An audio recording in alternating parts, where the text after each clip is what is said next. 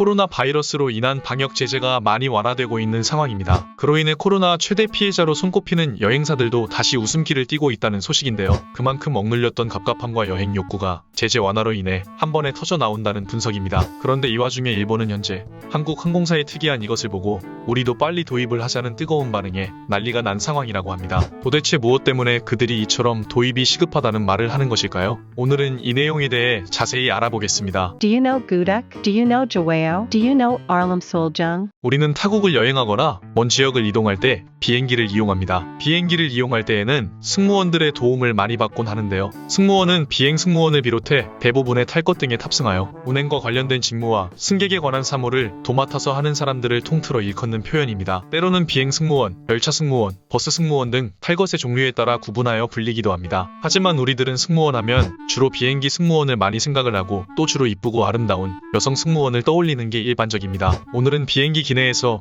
우리들의 안전과 편의를 위해 서비스를 제공해주는 비행 승무원과 관련된 이야기입니다. 비행 승무원분들은 승객이 불편하거나 애로사항 없이 안전하게 목적지에 도달하도록 도와주는 일을 합니다. 그러다 보니 항상 승무원들의 복장은 단정해야 하고 얼굴에는 늘 미소를 띠고 있어야 하는 것이죠. 오히려 이런 부분들 때문에 한편으로는 논란이 되기도 했었는데요. 단정함을 위해서 너무 많은 불편을 감수해야 하고 심지어 화장실에 볼일을 보는 본능적인 신체 활동도 참아야 하는 경우가 종종 있다는 것입니다. 또 특정 항공사는 승무원의 복장 단정함을 각 부위별로 점수를 매긴다는 곳도 있었는데요. 이처럼 승무원들의 단정함의 뒤편에는 우리가 눈치채지 못하는 불편한 진실도 어느 정도 존재했던 것입니다. 하지만 이런 부정적인 논란이 아닌 참신하고 기분 좋은 논란을 일으키는 항공사도 존재했는데요. 그 주인공은 바로 한국의 에어로케이 항공사였습니다. 에어로케이 항공사는 한국의 신생 저비용 항공사로 아직은 이름조차 생소한 항공사입니다. 본사가 충북 청주시에 위치해 있고 청주국제공항을 거점으로 운항을 하고 있는 국제항공사인데요. 이 항공사는 최초의 사업계획서에서 알 수 있듯 초저비용 항공사 모델을 표방하고 있습니다. 그런데 생긴 지 얼마 되지도 않았고 충북 청주의 국제공항을 거점으로 운항되는 소규모 항공사가 어떤 이유로 논란의 중심에 서게 된 것일까요? 현재 일본 언론에서는